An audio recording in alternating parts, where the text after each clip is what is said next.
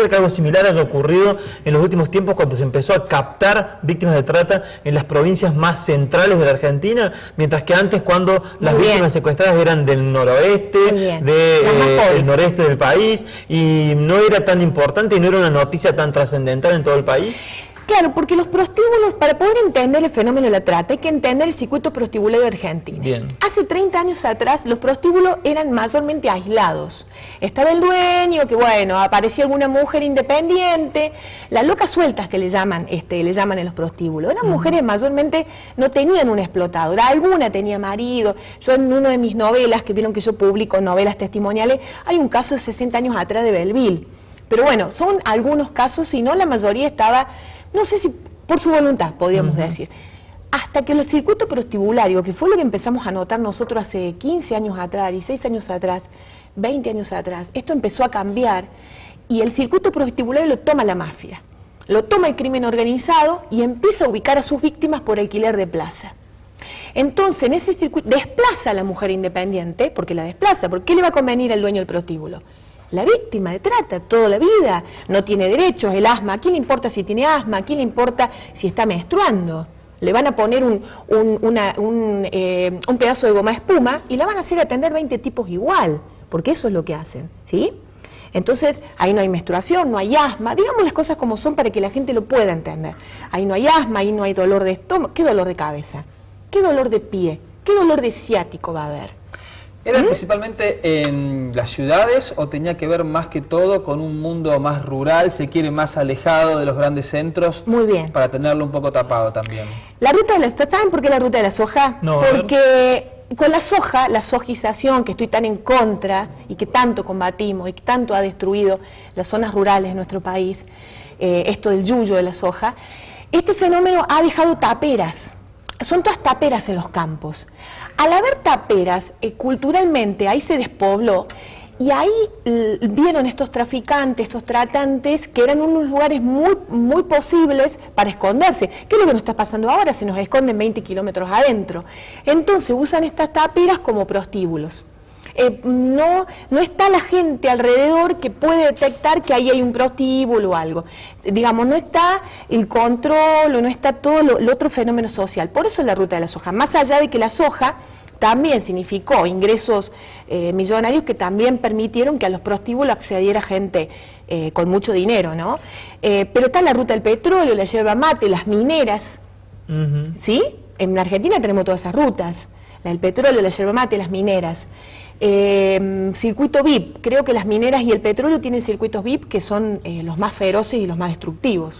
Te quiero traer al comienzo, a la anécdota que contaste de esa nena de 11 años que a los 14 años encontraron aquel cuaderno.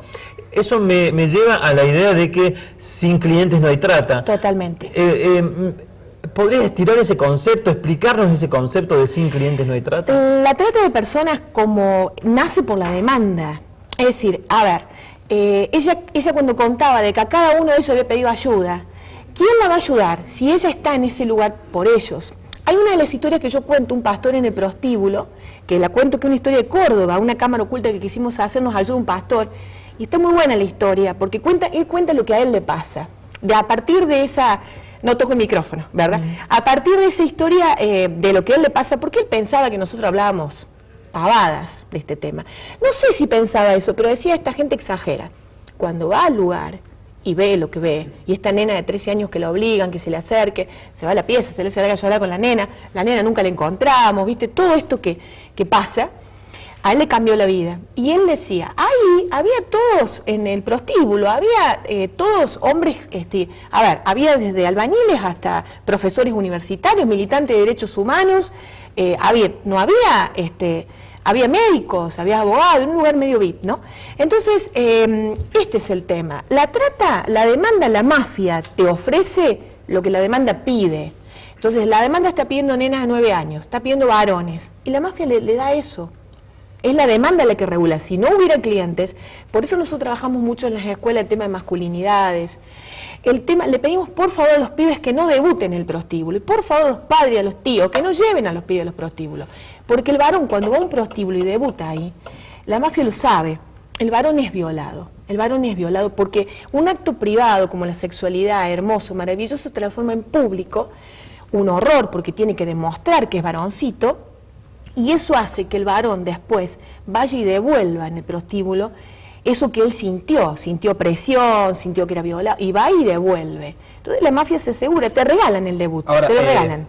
Alicia, por otro lado, también sabemos que hay un colectivo de la Asociación de Meretrices que está proponiendo que se legalice, están en contra de la trata, pero ellos insisten que hay que legalizar también la prostitución, porque con esta ley de trata también se precariza su trabajo y se ven perjudicadas justamente las personas de más bajos recursos. Los prostíbulos tienen que estar cerrados, o sea, nosotros con la ley 10.060 estamos, en eso estamos más que de acuerdo. Los prostíbulos no hay otra manera más que estén cerrados y hay que perseguirlos, que la mafia te los abre en otro lado y bueno, hay que seguir. Son lugares de explotación, esto no hay vuelta que dar. ¿Te referís a la ley de trata de la provincia de Córdoba? Sí, la de provincia de Córdoba, la nacional, la 12.331 que es la Palacios, los prostíbulos tienen que estar cerrados. Igual que los avisos clasificados, que la Presidenta sacó el decreto, yo creo que acá también la de 10.060 lo ratifica, no tiene que haber avisos clasificados, esas son cuestiones que favorecen a la mafia. El tema del trabajo sexual, a ver, las chicas son militantes, y laburan mucho, militan mucho y hay que reconocer todo el trabajo. Y yo creo que, ¿saben qué le rescato a la ley 10.060? El otro día pensaba, desde hace un año este tema en Córdoba no dejó de estar en los medios. Y para nosotros esos, pero pum para arriba, es un milagro. Sí, también es cierto, eso es cierto. No importa que discutamos, que vamos, que... Pero también es cierto que hay otra arista, que no vamos a centralizarnos en ese problema ahora, pero hay otra arista que son las víctimas de trata de trabajo...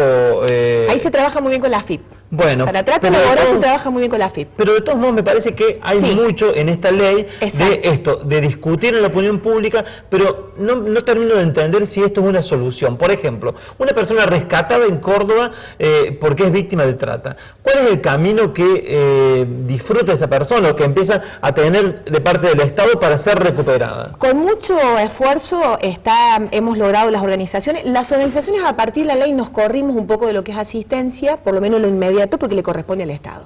¿Pero lo está haciendo? A través del refugio. Ahora ha abierto el refugio que está junto con las hermanas adoratrices y te digo que el refugio está muy, muy bueno. Nos han otorgado, no a nosotros, a Vínculo no nos dieron nada porque no tienen que nada, es a las víctimas un montón de becas laborales. Eso está funcionando. Es decir, antes no teníamos a dónde ir. Está bien que ahora vayamos a discutir, yo entiendo que nosotros, la función de las ONG es eso, es ir a articular con el Estado en esto de la negociación y pelearle al Estado siempre las cosas. Yo entiendo, yo ayer planteaba una amiga, la legisladora Graciela Sánchez, juecismo, digo, ponete en el lugar de la secretaria, aguántanos a nosotros todas las semanas sentados ahí, que nunca tenemos basta. Es decir, siempre vamos por más, no sé si, o sea, pero es la función de las ONG, es la función.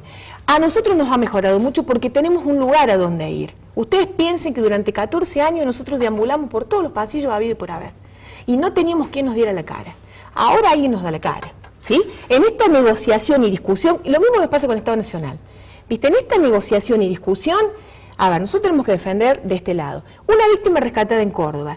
Hay programas de becas laborales, reinserción. Mira, te cuento el caso de una chiquita paraguaya que creo que va a ir a vivir a casa. Mis hijos quieren y no tiene a dónde volver. No sería lo óptimo. Yo no quiero porque por ahí me parece que es un vínculo muy viciado, porque en mi caso se habla siempre de trata. Entonces un vínculo, pero ella se querría quedar. ¿Sabes qué? Su mamá, que la cría a los 13 años, la vende. No tiene a dónde volver a Paraguay. Ya pasaron 2 años este proceso que está haciendo, entonces le preguntamos, a ver, empezamos una etapa en donde tenés que decidir a dónde radicarte, y no quiero volver a Paraguay. Se puede quedar en Córdoba.